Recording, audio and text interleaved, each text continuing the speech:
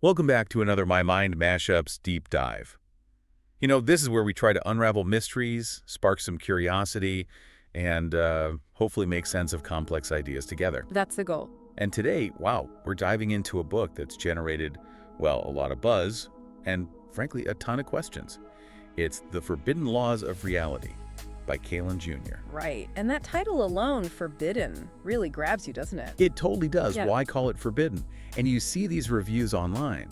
People are just completely divided. Some are saying it's like life-changing, while others are calling it a flat-out scam. Yeah, the reactions are pretty extreme. So this book, it's gone kind of viral, claiming it reveals this hidden architecture, something that governs money, power, even manifestation. That's the core promise. Hidden mechanics of reality. So our mission for you today is to, cut through that noise. We want to unpack the book's promises, dig into these really strange laws it talks about, dissect the, frankly, intense marketing hype, and yeah, look at the criticisms too. It's about sparking curiosity, definitely challenging some assumptions. It's exactly expanding your understanding of what's going on with this whole phenomenon. And hey, if you enjoy content that, makes you think, please don't forget to like, share, and subscribe. Always helps.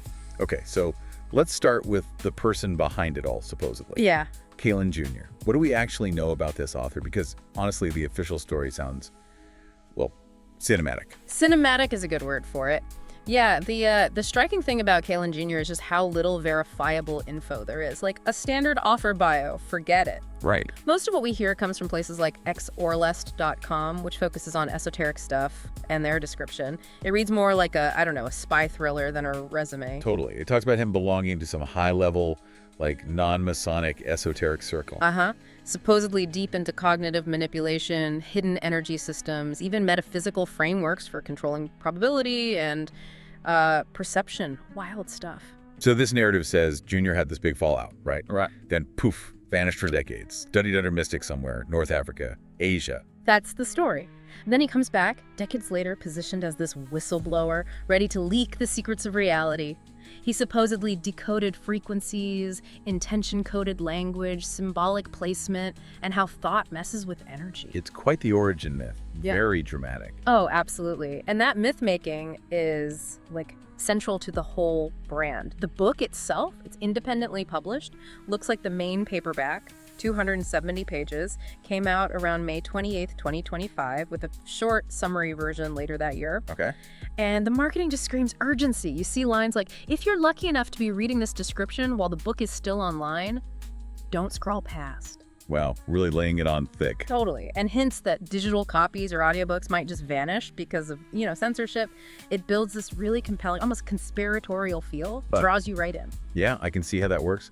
That kind of sensational marketing, it really speaks to a certain group, doesn't it? Maybe people feeling a bit let down by standard law of attraction stuff.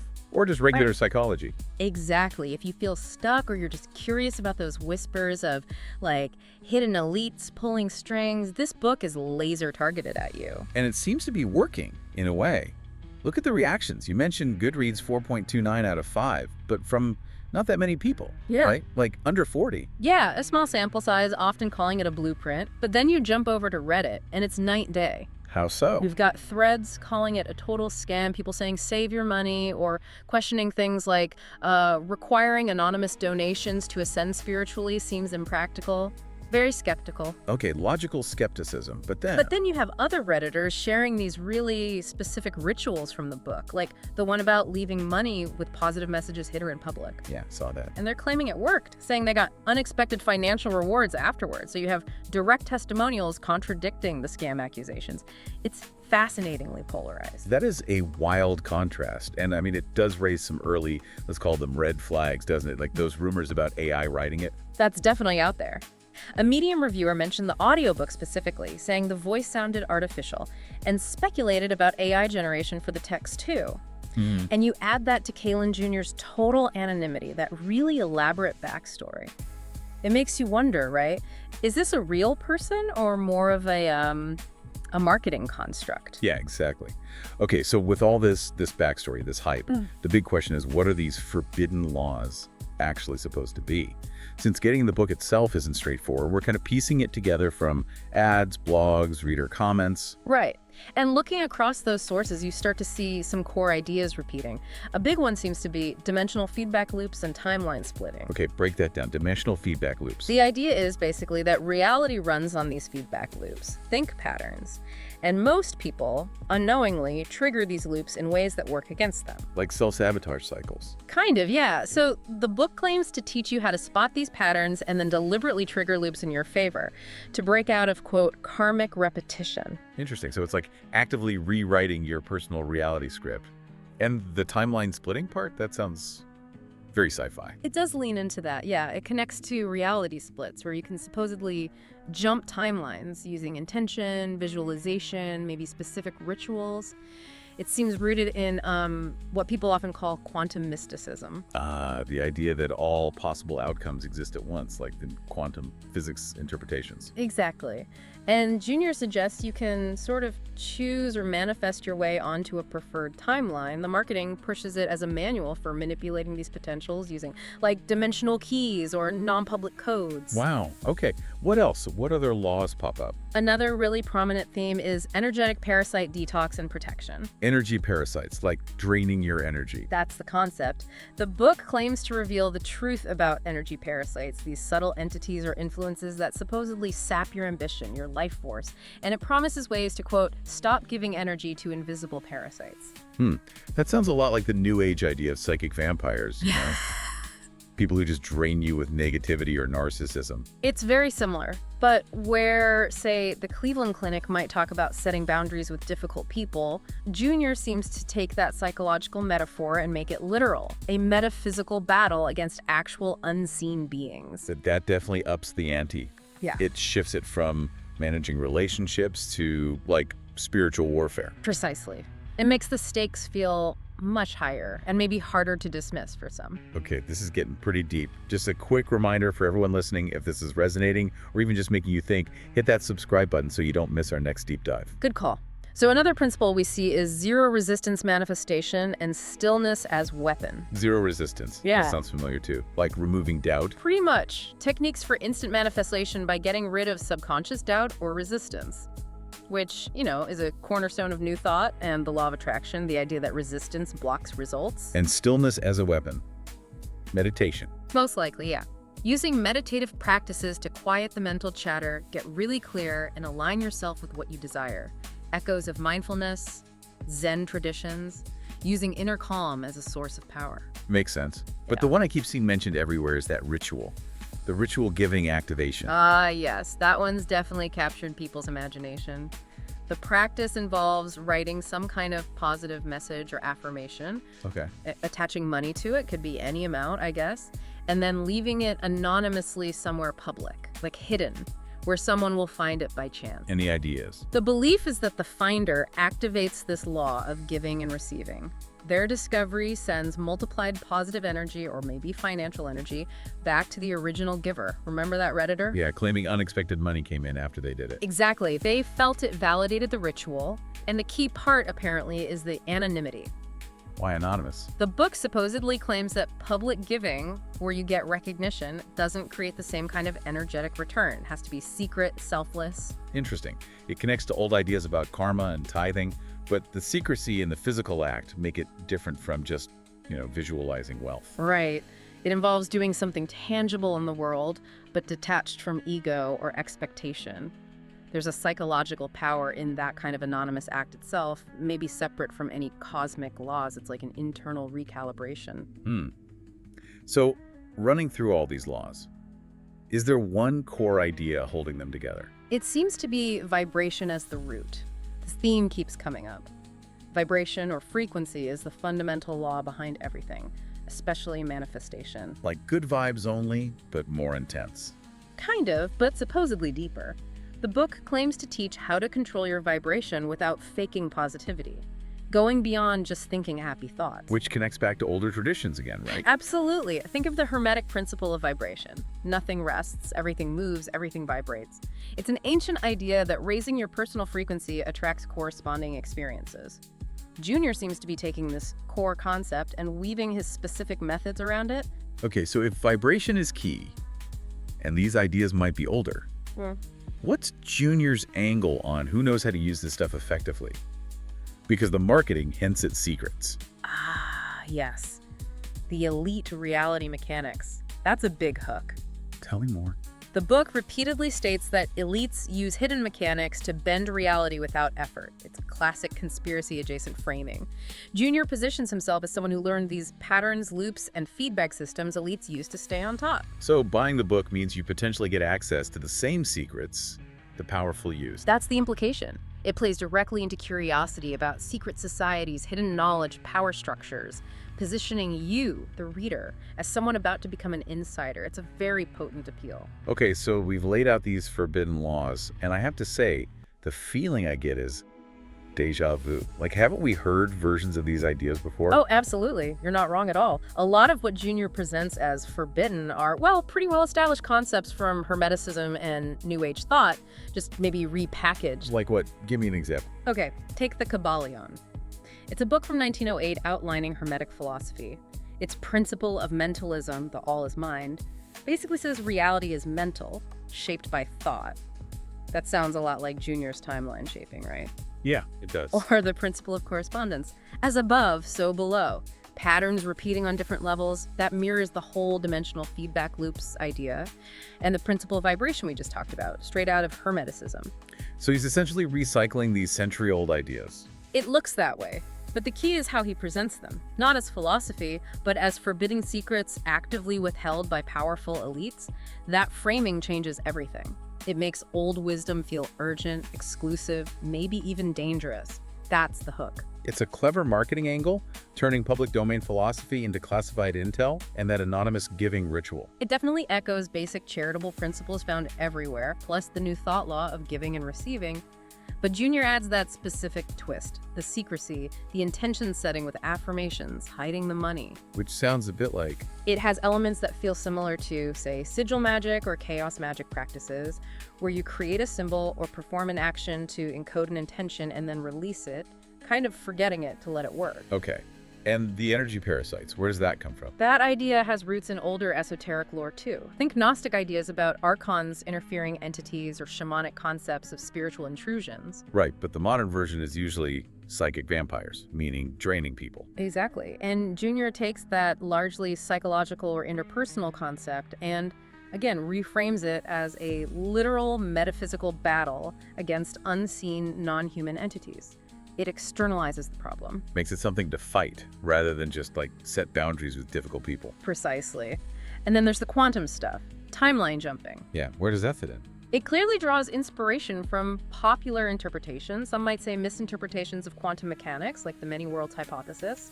This got picked up in New Age circles, and you see manifestation coaches talking about jumping to desired timelines through belief or ritual. So Junior's tapping into that existing trend.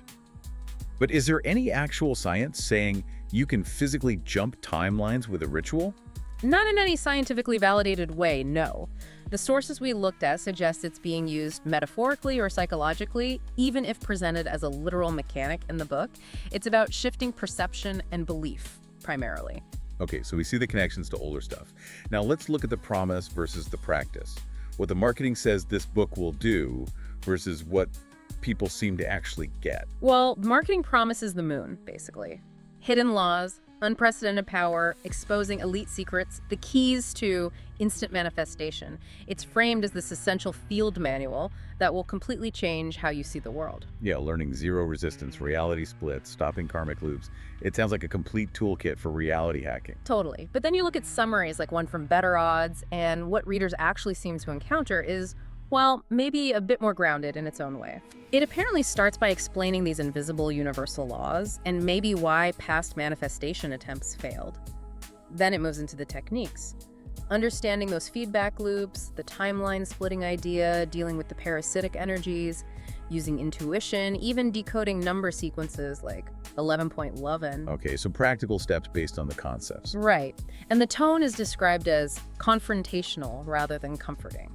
It's pushing readers to break free from invisible chains, not just feel good. Another review mentioned things like ascension, how food affects your vibration, more number symbolism. So it does seem to offer specific methods. And that anonymous giving ritual is definitely one of the most concrete practices people talk about. For sure. The steps are clear: positive message, attach money, leave it hidden anonymously, then crucially, forget about it. Let it go. And we heard that Redditor felt it worked, bringing unexpected money. It's tangible, right? You do something physical. Exactly. Unlike purely mental techniques, it involves action in the world, which psychologically can feel more proactive, more real, even if its roots are still in older ideas about tithing and reciprocity. So pulling it together, is this really hidden knowledge? Or is it more like repurposed teachings dressed in a new, maybe more exciting package? Based on connecting the dots, it really leans towards repurposing. It seems to take familiar concepts, Hermeticism, law of attraction, even psychological insights about toxic dynamics, and gives them this darker, edgier aesthetic wrapped in that compelling secret society narrative. So less about discovering brand new laws, more about a novel presentation. Yeah, that seems to be the consensus from outside observers. The packaging is the innovation, perhaps more than the content itself. Okay, that makes sense. Let's pivot now to the other side, the criticisms, the skepticism. Yeah. Because there's definitely a lot of pushback against this book. Oh, for sure. A major criticism is aimed squarely at the marketing hype itself. People point to the sensationalism, the heavy use of conspiracy tropes, the FOMO, fear of missing out. Like saying it's the most dangerous book, or it's not supposed to exist. Exactly. Or warnings that it may disappear at any time. Critics see these as manipulative tactics common in online marketing, designed purely to create urgency and bypass critical thinking. You see a lot of comments on Reddit calling the marketing overblown. I remember that sarcastic comment about the giving ritual, like, should you sneak money into a homeless person's pocket? It highlights how some people find the claims, or at least the marketing around them, kind of absurd. Right. And then there are those persistent questions about authorship. The AI rumors haven't gone away. The Medium review about the audiobook voice. Yeah. That, plus the general lack of any verifiable information about Kalen Junior, the anonymity, the wild backstory, it all fuels suspicion that the author might be a persona, a marketing construct. Some comments online even suggest the content is just stuff scraped from other sources, maybe glued together with AI filler. And what about the scientific basis for any of this? That's another big critique. The book uses terms that sound scientific: dimensional feedback, quantum timelines, but critics point out there's zero empirical evidence provided. So it's borrowing scientific language without the scientific rigor. It appears so. Claims like the anonymous giving triggering cosmic reciprocity are fundamentally untestable. You might see a correlation: someone does the ritual, then gets money, but you can't prove causation. It could just be coincidence. Right. Correlation doesn't equal causation, and the energy parasites. Same issue. While the metaphor might resonate with people's experiences of draining relationships, there's no basis for it in biology or psychology as a literal external entity. As we noted, energy vampire is a colloquial term, not a clinical diagnosis. So a lack of evidence, questionable authorship, manipulative marketing, those are pretty significant criticisms. They definitely are. And there are ethical concerns, too, about encouraging potentially superstitious behavior or creating unrealistic expectations, especially for people who might be vulnerable. Okay, so given all those criticisms, the hype, the maybe AI author, the lack of proof, why does this book still resonate so strongly with some people? What is the appeal? Well, one thing is, even if the ideas aren't totally new, the packaging is novel. It mixes Hermeticism, law of attraction, quantum mysticism, conspiracy stuff. It creates this narrative that feels, rebellious, mystical. More exciting than a typical self-help book. Exactly. That whole underground thriller vibe, the mysterious author, the censorship warnings. It's just more engaging for some people. That might explain why they find it powerful, even if they acknowledge the marketing is a bit cheesy. And it taps into that deep desire for empowerment, right? Yeah. Especially if other methods haven't worked. Absolutely. You hear from readers who felt frustrated with mainstream manifestation techniques, like that Redditor who tried stuff for years with little success, then felt reinvigorated by Junior's active, tangible ritual, the anonymous giving. It offered something different, something to do. Right. It offers a more active and interesting approach, a feeling of participating in some kind of hidden mechanism. It fulfills needs beyond just intellectual understanding, emotional needs, experiential needs. It evokes strong feelings, a sense of energy. And there's a community angle too, isn't there? Yeah. A sense of belonging. Definitely. The idea that you're accessing forbidden knowledge, creates this sense of being part of an exclusive group, like initiates who can see through the matrix. Like the marketing saying, if you're reading this, you're already inside. Precisely. It cultivates that insider identity. And then there's that competitive urgency language warnings that others are outrunning you, the window is closing. That encourages people to jump in quickly and share it, building a community around the shared secret. Yeah. Okay, let's zoom out one last time. Thinking about the bigger picture. What is this whole phenomenon around the forbidden laws of reality? Tell us about our culture right now, this hunger for, like, secret codes. Well, it's striking that books promising hidden keys to success are definitely not new, right? You can trace a line from ancient Hermetic texts through Napoleon Hill, The Secret, and countless others. It's a long tradition. It is, but Junior's book seems to escalate things by layering on that heavy conspiratorial secrecy and the censorship narrative. That feels very reflective of our current cultural moment. A lot of distrust in mainstream sources, a fascination with conspiracies, hidden truths. And maybe the gamification of reality, like looking for cheat codes for life. That's a great way to put it. That metaphor really resonates today. And this book is also a fascinating case study in how marketing can take potentially ancient ideas and turn them into viral products in the digital age. The anonymous author, the dramatic story, the social media buzz. It's very 21st century. Totally. It blurs the lines between personal development and entertainment. People might consume it partly as an experience, not just a set of instructions, which raises questions for the whole self-help industry, you know? How do we tell repackaging from real innovation? Which brings us back to the need for critical thinking, especially for people seeking genuine growth or answers. Absolutely. It highlights that tension between seeking empowerment and potentially falling for sensationalism. It's crucial to cross-reference claims, recognize those marketing techniques, be wary of quick fixes promised without transparency. And maybe explore the original sources. If these ideas echo Hermeticism, maybe read the Kabbalion directly. That's what many critics suggest. You can often find similar insights in freely available texts or through established practices like mindfulness, just without the high drama and the price tag. It's about discerning what truly helps you. So it all circles back to that central question, doesn't it? Are these forbidden laws truly hidden truths finally revealed? Or are they perhaps a very clever remix of timeless wisdom, perfectly packaged for right now, for an audience hungry for mystery, empowerment, maybe even a shortcut? It's a great question to ponder. And maybe the bigger takeaway is reflecting on what this book, and the strong reactions to it, tells us about ourselves.